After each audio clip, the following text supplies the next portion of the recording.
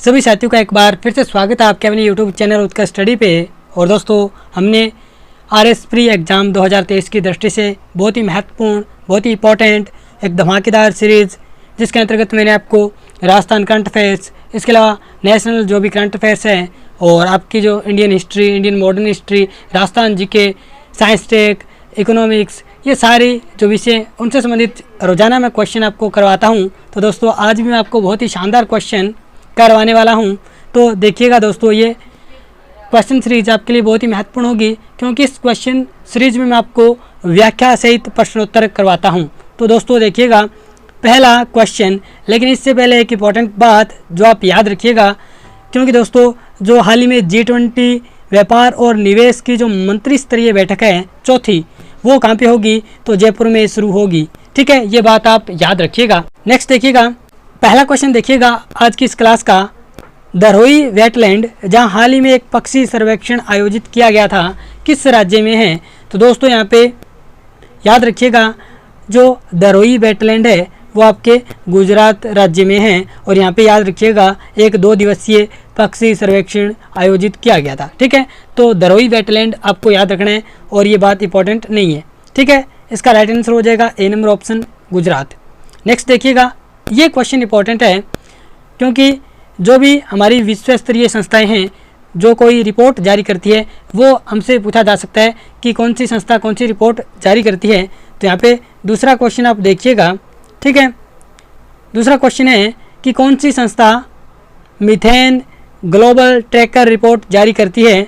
UNEP, IEA या फिर UNFCCC या फिर विश्व बैंक? तो याद रखिएगा दोस्तों, जो ये आपकी मीथेन ग्लोबल ट्रैकर रिपोर्ट है, ये IEA यानी इंटरनेशनल एनर्जी एजेंसी के द्वारा जारी की जाती है।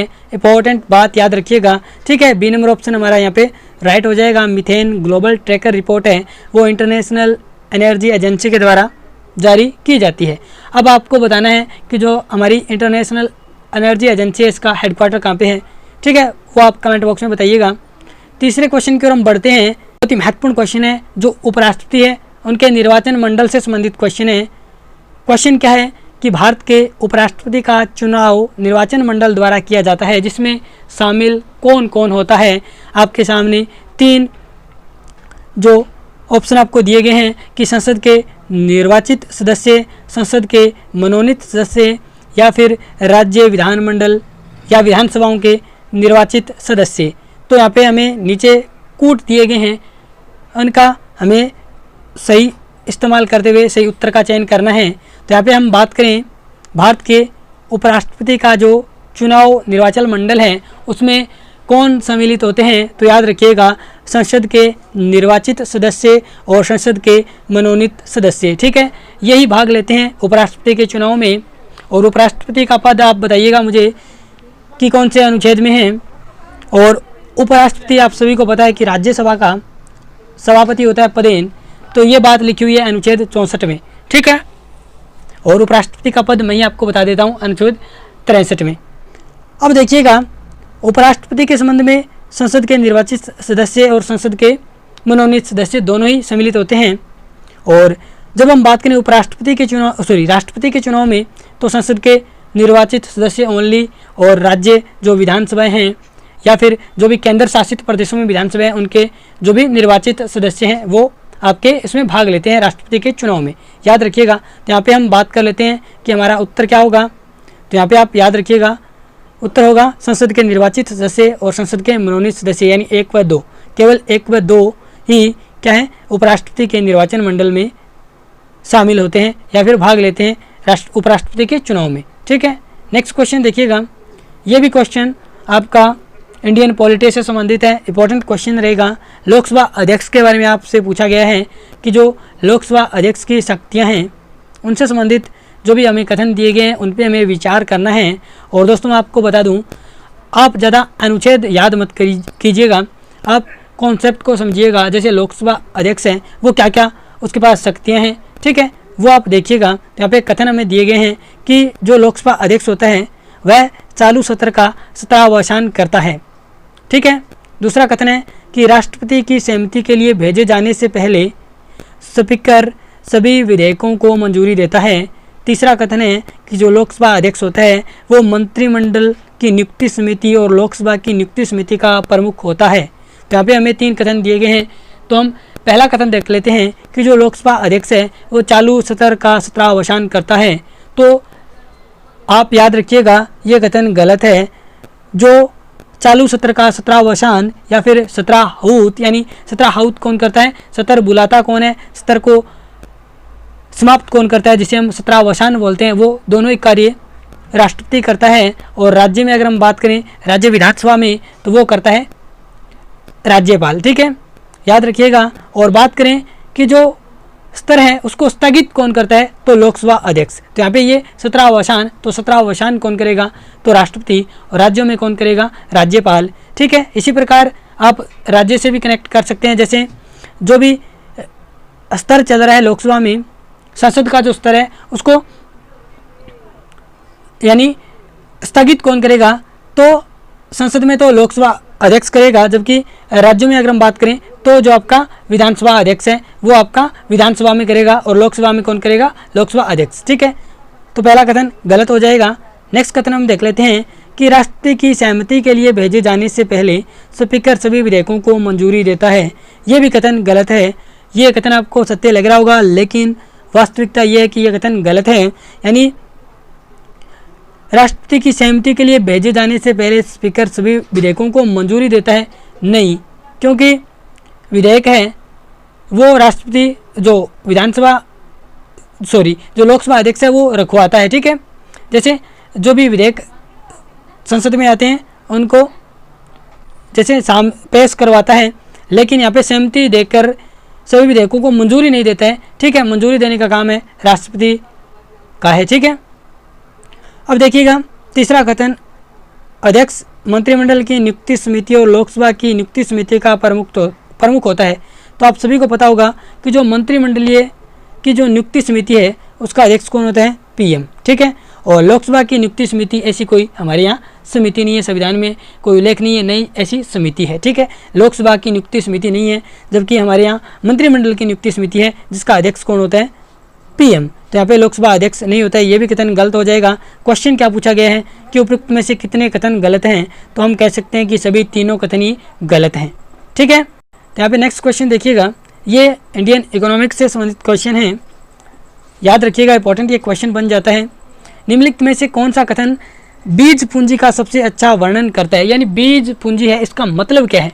ऑप्शन आपके सामने है, तो मैं ऑप्शन नहीं पढ़ूंगा, मैं सीधा ही आपको बता दूं क्योंकि आपका टाइम बच जाए। तो यहाँ पे बीज पूंजी का मतलब क्या है इकोनॉमी में, तो एक नया व्यवसाय जब हम शुरू करते हैं बिजनेस, तो उस समय जो हमारी प्रारंभिक पूंजी होती है, जो भी हम उपकरण खरीदते हैं, जो भी हम कोई फैक्ट्री वगैरह लगाते हैं, तो उस समय जो हमें पूंजी है जिसकी ज़रूरत पड़ती है वो आपकी है बीज पूंजी। ठीक है, तो यहाँ पे डी नंबर ऑप्शन राइट हो जाएगा। यानी जब भी हम कोई नया बिजनेस शुरू करते हैं उस समय हमें जो प्रारंभिक चीज़ें लाने में जो भी हमें पूंजी की आवश्यकता होती है वही हमारी क्या कहलाती है, बीज पूंजी। ठीक है, नेक्स्ट देखिएगा, ये आपका इंडियन ज्योग्राफी से संबंधित क्वेश्चन है और ये क्वेश्चन सीरीज आपको कैसी लग रही है आप कमेंट बॉक्स में ज़रूर अपना फीडबैक मुझे दीजिएगा। तो यहाँ पे बात कर लेते हैं कि छठा क्वेश्चन, निम्नलिखित जोड़ियों पर विचार कीजिए और हमें विचार करने के बाद देखना है कि कौन सी जोड़ियाँ हैं वो सही सुमिलित है। ठीक है, क्वेश्चन भी आपको ध्यान से पढ़ना है कि क्वेश्चन पूछ क्या रहा है हमसे। तो यहाँ पे मैं बात कर लेता हूँ नामचा बरवा। अब नामचा बरवा आपको पता है कि अरुणाचल प्रदेश में है, तो ये गढ़वाल हिमालय का भाग नहीं है, तो ये जोड़ी सुमिलित नहीं है। और बात करें नामचा बरवा जो पर्वत है अरुणाचल प्रदेश में है और ये असम हिमालय का भाग है। जो हम हिमालय का प्रादेशिक विभाजन पढ़ते हैं 4 टाइप का, तो उसमें से जो नामचा बरवा है वो असम हिमालय के अंतर्गत आता है। उसके बाद में नंदा देवी, तो ये बिल्कुल कुमाऊं हिमालय या गढ़वाल हिमालय में आती है। और नोकरेक की बात करें तो ये नोकरेक सिक्किम में है, लेकिन सिक्किम हिमालय जैसा कोई प्रादेशिक वर्गीकरण हम पढ़ते नहीं है, क्योंकि नोकरेक है या फिर कंचनजंगा है सिक्किम की जो चोटी, ये दोनों ही चोटी नेपाल हिमालय में आती है। उसके बाद में जो पहला हिमालय है वो कश्मीर हिमालय, पंजाब हिमालय। तो इस प्रकार 4 जो हैं प्रादेशिक वर्गीकरण है हमारा, तो ये भी गलत है। तो हम बात करें कि कौन सी जोड़ी से सुमिलित है, तो यहाँ पे राइट आंसर हो जाएगा केवल 2। ठीक है, केवल 2 हम देख लेते हैं, बी नंबर ऑप्शन में है। तो यहाँ पे हमारा ये क्वेश्चन का ऑप्शन है वो बी नंबर ऑप्शन राइट हो जाएगा। यहाँ पे नंदा देवी है वो किस हिमालय में स्थित है, कुमाऊं हिमालय में। नेक्स्ट क्वेश्चन हम देख लेते हैं। ये क्वेश्चन आ गए हैं 2 क्वेश्चन अब राजस्थान करंट अफेयर से। लगभग हम बात करेंगे मई महीने के जो इंपॉर्टेंट करंट अफेयर से क्वेश्चन बन सकते हैं, वो मैं क्वेश्चन आपके लिए लेकर आया हूँ। तो यहाँ पे आप 7वां क्वेश्चन देखिएगा कि जो हमारा अंतर्राष्ट्रीय जैव विविधता दिवस है, जो कि 22 मई 2023 को बनाया गया, उस दिवस के मौके पर राजस्थान के किस अभयारण्य में मुख्यमंत्री अशोक गहलोत ने जंगल सफारी का उद्घाटन किया? तो याद रखिएगा राइट आंसर हो जाएगा जैसमंद अभयारण्य।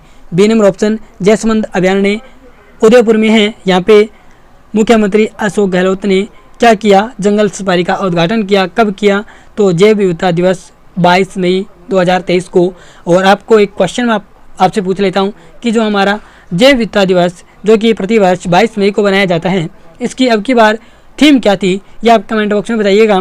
और इसी जैव विविधता दिवस पर हमारे यहाँ 2 जंगल सफारी, एक बीड़ झुंझुनू में, याद रखिएगा वो जंगल सफारी वहाँ पे बीड़ झुंझुनू में, जिसका उद्घाटन किसके द्वारा किया गया, तो कमेंट बॉक्स में वो भी आप मुझे बताइएगा।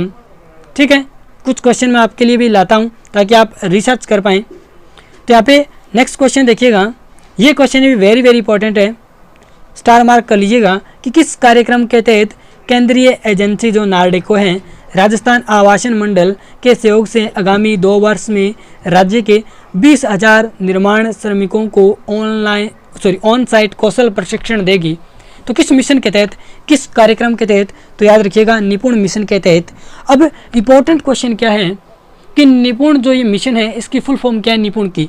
तो याद रखिएगा, यहाँ पे मैं आपको बता देता हूँ, आपको याद रखनी है जो आपकी निपुण जो ये मिशन है, जिसके तहत ये हमारा जो हाउसिंग बोर्ड है राजस्थान का, जिसके साथ नार्डेको ने MOU किया है, और ये 2 सालों में हमारे जो 20,000 जो श्रमिक हैं उनको ऑन साइट कौशल प्रशिक्षण देगा। तो ये निपुण कार्यक्रम के तहत देगा। इसकी फुल फॉर्म क्या है? तो national institute for promotion of upskilling of निर्माण वर्क्स। ठीक है, याद रखिएगा, यहाँ पे ये लास्ट में आप निर्माण वर्क्स याद रख लीजिएगा। ठीक है, national institute for promotion of upskilling of निर्माण वर्क्स। ठीक है, उसके बाद बात कर लेते हैं नार्डिको की, जिसमें दोस्तों अन्य से बन गया नेशनल, आर से रियल, ई से स्टेज और डेवलपमेंट काउंसिल। ठीक है, तो ये नार्डेको है, याद रखिएगा national real estate development council. Formation कब हुआ, यानी स्थापना कब हुई? तो 1998 यानी 1998 में, और इसका हेडक्वार्टर है नई दिल्ली में। ठीक है, याद रखिएगा, इंपॉर्टेंट ये क्वेश्चन बन जाता है। और हाल ही में जो हमारे राजस्थान आवासन मंडल के जो निदेशक हैं, उन्होंने अपनी इच्छा से सेवानिवृत्ति की घोषणा की है। तो हमारे जो राजस्थान आवासन मंडल के जो निदेशक हैं, अध्यक्ष हैं, वो कौन है, आपको कमेंट बॉक्स में बताना है। ठीक है, नेक्स्ट क्वेश्चन हम देख लेते हैं। ये यहाँ पे मैंने आपको कल वाली क्लास में जो फीफा महिला कप 2023 हुआ था, वर्ल्ड कप जिसे हम बोल सकते हैं, इस फीफा वुमेन वर्ल्ड कप 2023 में किसे गोल्डन बूट अवार्ड से सम्मानित किया गया? ये क्वेश्चन आपके लिए आपको बताना है, क्योंकि कल वाली क्लास में मैंने आपको गोल्डन बूट, गोल्डन बॉल या फिर गोल्डन ग्लव्स, या फिर जो हमारा फाइनल मैच हुआ था स्पेन और इंग्लैंड के मध्य, उसमें जो गोल एक किया था स्पेन की तरफ से वो किसने किया? तो ओल्गा कारमोना। याद रखिएगा। इसी प्रकार ये आपको कमेंट बॉक्स में बताना है कि गोल्डन बूट अवार्ड किसे दिया गया और जो खिलाड़ी है उसको दिया गया वो किस देश से संबंधित है, ये भी आपको बताना है। और उसके बाद में हमारा इंपॉर्टेंट क्वेश्चन आ जाता है प्रधानमंत्री जन धन योजना, जो कि हाल ही में चर्चा में ये रही थी। अब आपको बताना है कि इसके संबंध में कौन सा कथन गलत है। ठीक है, तो यहाँ पे 4 कथन हमें दिए गए हैं। पहला कथन हम पढ़ लेते हैं कि ये योजना है वो 28 अगस्त 2014 को शुरू की गई। तो बिल्कुल राइट कथन है, यानी ये योजना कब स्टार्ट की गई? तो 28 अगस्त 2014। उसके बाद में बात कर लेते हैं कि 9 अगस्त, हाल ही में ये जब योजना चर्चा में रही थी कि 9 अगस्त 2023 तक जन धन खातों की कुल संख्या 50 करोड़ से अधिक हो गई। ये भी कथन एकदम सही है। ठीक है, नेक्स्ट कथन की ओर हम बढ़ते हैं कि जो प्रधानमंत्री जन धन योजना के तहत जो भी खाते खोले गए हैं 50 करोड़ से अधिक अभी 9 अगस्त को इसकी संख्या हो गई, और ये योजना 28 अगस्त 2014 को चलाई गई। तो इसमें जो 56% जो खाते हैं वो महिलाओं के हैं, ये भी कथन सत्य है। और यहाँ पे लास्ट कथन हम देख लेते हैं, ये कथन कि इस योजना में 67% खाते हैं वो ग्रामीण और अर्ध शहरी क्षेत्रों में खोले गए हैं। ये भी कथन सत्य है। इसका मतलब ये जो चारों कथन दिए गए हैं ये चारों कथन सत्य हैं। ये क्वेश्चन मैंने ऐसे ही लिख दिया था, कथन गलत है, ठीक है, क्योंकि ये चारों कथन सत्य हैं। तो याद रखिएगा, क्योंकि ये चार कथन इस योजना से संबंधित बहुत ही इंपॉर्टेंट बन रहे थे। तो ये चारों कथन आप याद रखिएगा। योजना कब शुरू हुई? 28 अगस्त 2014 और 9 अगस्त 2023 तक कितने खाते ओपन हो चुके हैं? तो 50 करोड़ से अधिक। और कितने महिलाओं के खाते हैं? तो 56%। और कितने ग्रामीण और अर्ध सरकारी हैं? तो 67%। ठीक है, ऐसे आंकड़े आपसे पूछे जा सकते हैं। और अभी हाल ही में दोस्तों ब्रिक्स का जो 15वां सम्मेलन हो रहा है, कहाँ पे हो रहा है? तो दक्षिण अफ्रीका में, कहाँ पे? जोहान्सबर्ग में। और ये 21 से 24 अगस्त तक चलेगा। और दोस्तों आज यानी 23 अगस्त को हमारे जो चंद्रयान 3 है उसने इसरो का जो चंद्रयान 3 मिशन है उसने क्या कर ली है? चंद्रमा पे सॉफ्ट लैंडिंग कर ली है, जो कि हमारे भारतवर्ष के लिए बहुत ही गर्व की बात है। और दक्षिण ध्रुव पर सॉफ्ट लैंडिंग करने वाला हमारा भारत विश्व का पहला देश बन चुका है। और मैंने ये क्वेश्चन आपको पहले भी करवाया था कि अब तक 3 देश हैं जिन्होंने चंद्रमा पे सॉफ्ट लैंडिंग की है, जिसमें रशिया का नाम आता है, USA का नाम आता है, चाइना का नाम आता है और चौथे नंबर पे हमारा भारत। लेकिन भारत चंद्रमा के दक्षिण ध्रुव पर सॉफ्ट लैंडिंग करने वाला पहला देश बन चुका है पूरे विश्व का। तो ये हमारे लिए गर्व की बात है। और हम जो भी इसरो के वैज्ञानिक हैं उनको बहुत बहुत इस मिशन के लिए, इस कीर्तिमान के लिए बहुत बहुत बधाइयाँ देते हैं। धन्यवाद दोस्तों, मिलते हैं कल वाली क्लास में और ऐसे ही क्वेश्चन मैं आपके लिए लाता रहूँगा। आपको क्लास कैसी लगती है आप कमेंट बॉक्स में बताइएगा। धन्यवाद।